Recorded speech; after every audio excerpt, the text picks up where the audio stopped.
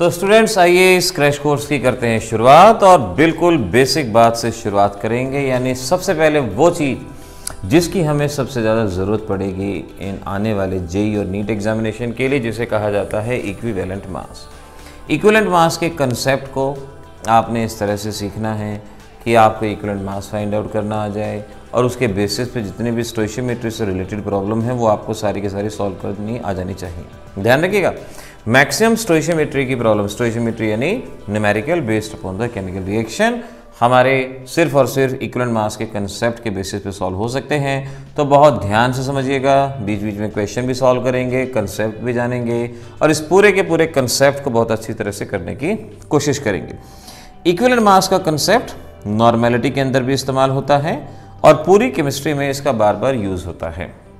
Generally हम ये कहते हैं कि amount of a substance which reacts with 1 gram hydrogen या 8 ग्राम ऑक्सीजन या 35.5 ग्राम क्लोरीन, उसे उसके इक्विवेलेंट कहा जाता है। लेकिन यहाँ उतना डिटेल में जाने की ज़रूरत नहीं है, सिर्फ और सिर्फ इक्विवेलेंट मास आपको फाइंड आउट करना है। इसके बारे में याद रखिए, फॉर्मूला रहेगा molecular mass divided by n factor. Molecular mass divided by n factor, इसे कहा जाएगा इक्विवेलेंट मास। ऐसी चीज़ जहाँ पर मॉलिक्यूल नहीं है, आयन होते हैं, वहाँ मॉलिक्यूलर मास की जगह हम टर्म इस्तेमाल करते हैं formula mass divided by n factor. Remember, ध्यान रखेंगे दोनों फार्मूले एक ही जैसे हैं, लेकिन ये फार्मूला मॉलिक्यूल्स के केस में इस्तेमाल होगा। मॉलिक्यूल यानी जैसे H2SO4 ये मॉलिक्यूल है, लेकिन अगर आपको दिया गया है SO4-2, अब ये मॉलिक्यूल तो है ही नहीं, ये तो आयन है। अगर आयन है तो उसका मॉलिक्यूलर मास नहीं होगा, तो इसको हम क्या टर्म इस्तेमाल करेंगे? Formula mass. तो फार्मूला मास टर्म हम वहाँ इस्तेमाल करते हैं जहाँ आयन होते हैं। इस पॉइंट को ध्यान रखिए। अब अगला सवाल ये उठता है कि आखिर एन फैक्टर क्या चीज़ है, किसे एन फैक्टर का कहा जाएगा, क्या हो सकता है एन फैक्टर? तो ध्यान रखिए, एन फैक्टर से हमारा मतलब क्या है? एन फैक्टर का सीधा सा मतलब होता है change in oxidation number. Change in oxidation number यानी किसी भी रिएक्शन के दौरान किसी भी स्पीसीज में जो भी ऑक्सीडेशन नंबर का चेंज आता है, change in oxidation number n factor कहा जाता है। देखिए ध्यान रखिएगा, जब ये स्क्रीन फिलअप हो जाए बेशक से स्क्रीनशॉट ले लीजिएगा, वो आपके नोट्स तैयार हो जाएंगे। बहुत सारी जगह पे जब आप ऑनलाइन कोर्सेज पढ़ते हैं स्क्रीनशॉट लेना अलाउड नहीं होता, आपके नोट्स तैयार नहीं होते। यहाँ सब कुछ अलाउड है, आप स्क्रीनशॉट लीजिए, अपने नोट्स तैयार कीजिए, जिससे आपके पास रिवीजन के लिए एक मैटर बना रहेगा। अब n factor, change in oxidation number. अब चेंज इन ऑक्सीडेशन नंबर तो तभी निकाला जा सकता है जब रिएक्शन दी गई हो। अब रिएक्शन नहीं दी गई, जैसे सपोज आपको रिएक्शन दी गई है MnO4 negative gives you Mn+2। अब ये रिएक्शन है तो आप चेंज इन ऑक्सीडेशन नंबर निकाल सकते हो। यहाँ मैग्नीज का ऑक्सीडेशन नंबर आपके पास आएगा 7, यहाँ मैग्नीज का ऑक्सीडेशन नंबर आएगा 2। आप कहोगे 7 से 2 चेंज कितने का हुआ? 5 का, तो एन फैक्टर कितना हो गया? 5। ठीक है, जब रिएक्शन दी गई है तो उसको बताना कोई मुश्किल काम नहीं, डिफ़िकल्ट टास्क नहीं, तुरंत की तुरंत बता दी। लेकिन जब आपको प्रोसेस ये दिया गया है कि रिएक्शन नहीं है, सिर्फ HCl दे दिया, रिएक्शन नहीं है, तो ऐसे केस में एन फैक्टर को किस तरह से फाइंड आउट किया जाएगा? तो इसके लिए ध्यान रखिएगा, अब हम एन फैक्टर को थोड़ा सा और मॉडिफाई करते हैं। हम कहते हैं एसिडिटी, एसिडिटी के बराबर होता है। हम कहते हैं बेसिसिटी, ये बेसिसिटी के बराबर होता है। हम कहते हैं charge excluding the sign, excluding the sign, जिसमें कोई भी साइन ना हो, चार्ज हो, ये इसके बराबर भी होता है। अब अगर आपको एसिडिटी और बेसिसिटी का कंसेप्ट क्लियर है तो आप बड़ी आसानी से बता सकते हो कि एन फैक्टर क्या होगा। अब कई स्टूडेंट यहीं पे उलझ जाते हैं, यहीं पर मल्टीपल चॉइस के क्वेश्चन बन जाते हैं, भाई बताइए इसकी बेसिसिटी क्या होगी, एसिडिटी क्या होगी। तो आइए पहले ज़रा इस बात को जान लेते हैं कि बेसिसिटी और एसिडिटी से हमारा क्या मीनिंग होता है। सबसे पहले बात करेंगे बेसिसिटी की। ध्यान रखना कि बेसिसिटी होती है एसिड की और एसिडिटी होती है बेस की। तो बेसिसिटी जब आएगा तो इसका मतलब हम एसिड की बात कर रहे हैं और इसका सीधा सा मतलब है number of replaceable H ion. किसी भी एसिड में कितने H आयन रिप्लेसेबल हैं, बाहर निकल सकते हैं। कोई भी एसिड कितने H आयन का लॉस करता है वो उसकी बेसिसिटी कहलाई जाती है। जैसे हम सभी जानते हैं HCl को जब पानी में डालते हैं डिसोसिएट करते हैं, एक H आयन देता है, तो इसकी बेसिटी कितनी होगी 1। HNO3 आपके पास है, ये जब पानी में डालते हैं एक H आयन देता है, बेसिटी होगी 1। खास तौर पे ध्यान रखना सल्फ्यूरिक एसिड का केस, सल्फ्यूरिक एसिड जैसे रिएक्शन दी गई हो वैसे ही कंसिडर करना। H2SO4 अगर मैंने रिएक्शन दी है आपको H पॉजिटिव HSO4 नेगेटिव, मैंने रिएक्शन ये दी है, नो डाउट हाइड्रोजन 2 है, लेकिन मैंने रिएक्शन के दौरान सिर्फ एक ही H आयन का लॉस किया है तो बेसिटी 1। लेकिन अगर मैंने आपको रिएक्शन ऐसे दी है ट्वाइस H पॉजिटिव SO4 -2, कितने H आयन का लॉस हुआ 2, तो बेसिटी कितनी होगी 2। लेकिन अगर मैंने रिएक्शन दी ही नहीं, मैंने सिर्फ H2SO4 लिख दिया, तो अगर सिर्फ H2SO4 लिखा हायर एंड की तरफ, यानी बेसिटी कितनी माननी है 2 माननी है। इस तरह से ये जो एग्जाम्पल बताते जा रहा हूँ ध्यान रखना। अगर आपके पास कोई कार्बोक्सिलिक एसिड है जैसे RCOH, अगर हम डालते हैं पानी में ये इस तरह से टूटता है, तो कार्बोक्सिलिक एसिड एक H आयन देता है, बेसिटी 1। अब ध्यान रखो जितने COH ग्रुप होंगे उतनी ही बेसिटी डायरेक्ट ध्यान रख सकते हो। जैसे ये है आपके पास ऑक्जेलिक एसिड, कितने COH ग्रुप हैं 2, तो बेसिटी कितनी है 2। ये है हाइड्रेटेड ऑक्जेलिक एसिड या crystalline oxalic acid, carboxylic acid में जितने COH ग्रुप उतनी बेसिटी। एक बात को गौर करना ध्यान से कि ऑक्जेलिक एसिड परेशान करता है, कभी स्टेटमेंट में लिखा होगा क्रिस्टलाइन ऑक्जेलिक एसिड, तो क्रिस्टलाइन लिखा हो या हाइड्रेटेड लिखा हो तो वाटर साथ होते हैं। एनहाइड्रस ऑक्जेलिक एसिड लिखा हो, सिंपल ऑक्जेलिक एसिड लिखा हो तो वाटर साथ नहीं होता, क्योंकि दोनों के इक्विवेलेंट मास में फ़र्क होता है। इस पॉइंट को भी गौर से याद रखना। जो एग्जाम्पल बता रहा हूँ इन एग्जाम्पल्स को नहीं भूलना है। अब ज़रा कुछ क्वेश्चन सॉल्व करते हैं। देखिए आपसे क्वेश्चन पूछा what is the basicity of H3PO3। H3PO3 की बेसिटी कितनी है 1, 2, 3, 4। इनमें से क्या बेसिटी होगी H3PO3 की, ये आपसे पूछा गया। अब H3PO3 जनरली स्टूडेंट्स यही सोचते हैं 3 हाइड्रोजन हैं तो 3 ही होगी इसकी बेसिटी। गौर कीजिएगा इसके स्ट्रक्चर पे ध्यान देते हैं। इसके स्ट्रक्चर पे ये हमारे पास स्ट्रक्चर है सपोज इसका H3PO3, ये सपोज हमें स्ट्रक्चर दिया गया है, H3PO3 का स्ट्रक्चर हमारे सामने दिया गया है। अब यहाँ पर 3 हाइड्रोजन हैं, ध्यान रखिएगा वो हाइड्रोजन जो ऑक्सीजन के साथ अटैच है वही बाहर निकलते हैं। वो हाइड्रोजन जो ऑक्सीजन के साथ अटैच है 3 जरूर हैं, लेकिन ऑक्सीजन के साथ अटैच हैं सिर्फ और सिर्फ 2 ही हाइड्रोजन, तो बेसिटी कितनी होगी 2। ऑप्शन नंबर बी हमारा करेक्ट होगा इस केस में। इसी तरह से गौर करना जरा, अगला क्वेश्चन आपको दिया जाता है द नेक्स्ट वन, इसी टाइप का है। अगर आपको आता है तो आप पहले सॉल्व कर दो। अब देखो आपसे कहा गया what is the acidity of H3PO4, वो था H3PO3, ये है H3PO4। H3PO4 की बेसिटी बतानी है, दोनों में इक्वल नंबर ऑफ हाइड्रोजन, उसमें भी 3 यहाँ भी 3, तो समझ जाओ आपको इनका स्ट्रक्चर पता होना चाहिए। ये है H3PO3 का स्ट्रक्चर।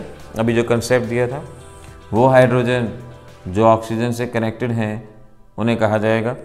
कितने हाइड्रोजन कनेक्टेड हैं ऑक्सीजन से 3, तो बेसिटी कितनी होगी इसकी 3। ध्यान रखिए। एक और क्वेश्चन है, मैं चाहूँगा आप लोग थोड़ा सा दिमाग ज़रूर लगाइए और देखते हैं क्या जवाब देते हैं आप।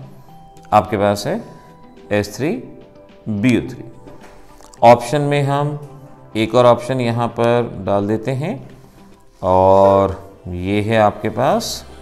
अब ज़रा कोशिश करें फटाफट पता लगाएं कि क्या जवाब हो सकता है। मैं थोड़ी देर इंतज़ार करता हूँ, फटाफट से पता लगाएं कि आपका जवाब यहाँ पर क्या हो सकता है इस केस में। देखते हैं कौन बच्चा आंसर तक पहुँच पाएगा। Let's see, come on. देखो मैं आपको थोड़ा समय दे रहा हूँ, बड़ा एक इम्पॉर्टेंट क्वेश्चन है ये, इस क्वेश्चन को भूलेगा नहीं। इम्पॉर्टेंट क्वेश्चन है आपके पास, इस क्वेश्चन का जवाब क्लियर होना चाहिए। अच्छा H3PO2 के स्ट्रक्चर को थोड़ा सा हम ठीक कर लेंगे, ध्यान रखना। ये H3PO2 में इस स्ट्रक्चर को हम थोड़ा सा ध्यान रख लेंगे, ये रहेगा। Now H3BO3 boric acid.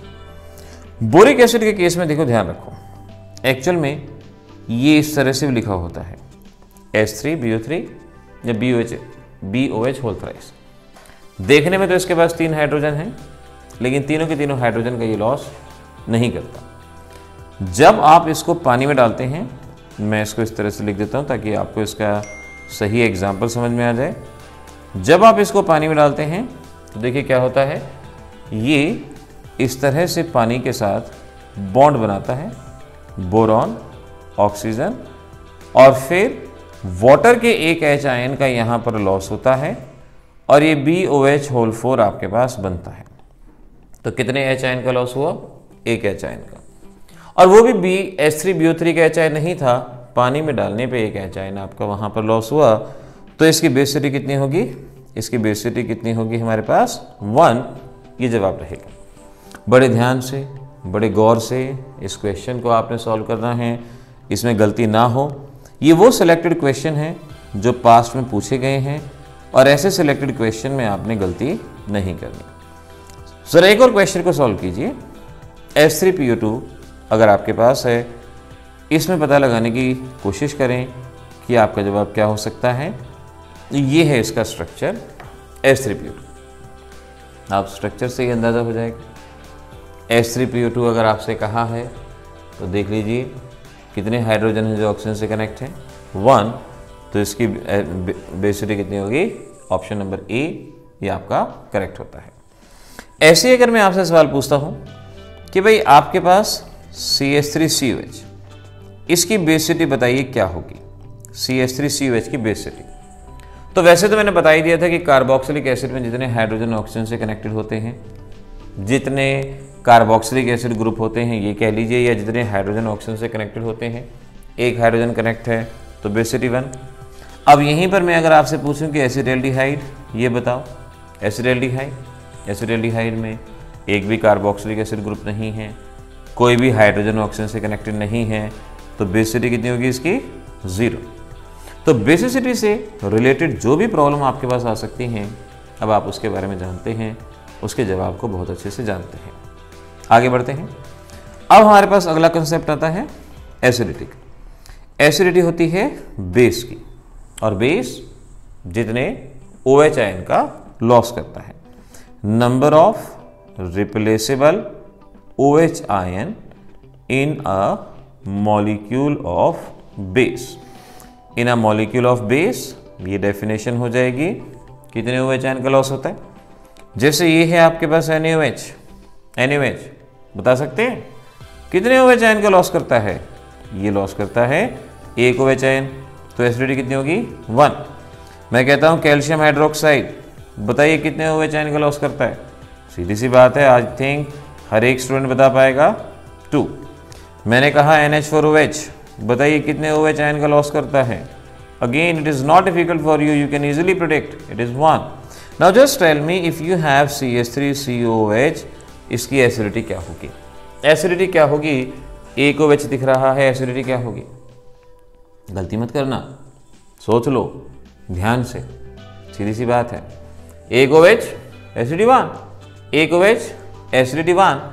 क्या यहाँ भी एक OH और एसिडिटी 1? नो, क्योंकि ये आप जानते हैं कि जब ये टूटता है तो ये OH आयन नहीं H आयन देता है। एसिडिटी 0, क्योंकि रिप्लेसेबल OH आयन तो है ही नहीं, रिप्लेसेबल H आयन है, तो इसकी बेसिसिटी होगी, एसिडिटी नहीं होगी। तो इन प्रॉब्लम्स में खुद को उलझाना नहीं है, खुद को बचाना है प्रॉब्लम्स में। आइए आगे बढ़ते हैं। आपसे क्वेश्चन पूछा गया, find out n factor of CO3-2। Option number A, option number B, option number C, option number D. Carbonate ion n factor कल को इक्विवेलेंट मास निकालना पड़े, स्टोइशियोमेट्री में कहीं इस्तेमाल हो जाए, कैसे करेंगे? तो n फैक्टर तो सीखना ही है। अब जरा गौर कर लीजिए क्या रहेगा इसका n फैक्टर, कितना आएगा। आप समझ सकते हैं, मैंने अभी ऊपर देखो आपको क्या बताया था, क्या फार्मूले बताए थे आपको। मैंने कहा n factor is equal to acidity, basicity, charge excluding the sign, यानी जो भी चार्ज है साइन हटा दो। अब यहां पर चार्ज देखो क्या है, चार्ज है -2, माइनस का साइन हटा दो, क्या बचा आपके पास 2, तो n फैक्टर इसका कितना हो गया 2। ध्यान रखना ये जरूरी है समझना। अगला क्वेश्चन जरा सॉल्व करना। Find out n factor, again n factor बताना है Na2SO4 का। Na2SO4 में n फैक्टर बताना है। Option number A, option number B, option number C, option number D. अब बताइए क्या करेंगे। अगर रिएक्शन दी होती, चेंज इन ऑक्सीडेशन नंबर से पता लगा लेते, एसिड होता तो एसिडिटी से बेसिडिटी से पता लगा लेते, बेस होता तो एसिडिटी, आयन होता तो चार्ज से पता लगा लेते। तो क्या करें, परेशान ना हो, सॉल्ट है, डिसोसिएट कर दीजिए। ट्वाइस Na पॉजिटिव SO4 -2, यानी ये हमें 2 आयन दे रहा है। क्योंकि कोई भी एक चार्ज देख लो, या तो पॉजिटिव चार्ज देख लो कितना, या नेगेटिव देख लो कितना। एक सोडियम पे +1, 2 सोडियम पे +2, एक सोडियम पे +1, 2 सोडियम पे +2, सल्फेट पे -2।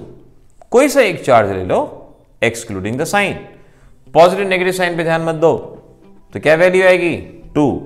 ऑप्शन नंबर बी आपका करेक्ट होगा। इस तरह से n फैक्टर, जहां पर बहुत सारे स्टूडेंट्स उलझते हैं, अब आप नहीं उलझेंगे, आप पता लगाएंगे n फैक्टर क्या होता है। और अगर n फैक्टर आपको मालूम पड़ गया तो इक्विवेलेंट मास पता लगाना कोई बड़ी बात नहीं है। हमने क्या बताया था आपको, हमने ये कहा था equivalent mass is equal to molecular mass कह लो, ये कहा था, या फॉर्मूला मास कह लो।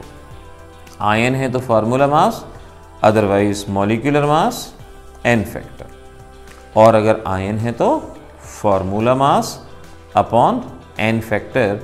ये आपको हमने यहाँ पर सिखाया था, बस पता लगा लो। जैसे इजीएस्ट सॉल्व करता हूँ, H2SO4 इक्विवेलेंट मास निकालना है, मॉलिक्यूलर मास 98, H2SO4 रिएक्शन नहीं दी गई तो n फैक्टर कितना कहा था मानना है 2, तो इससे इक्विवेलेंट मास कितना आ गया 49। याद रखो आपके पास है COH ऑक्सैलिक एसिड, आपके पास है COH twice H2O hydrated oxalic acid.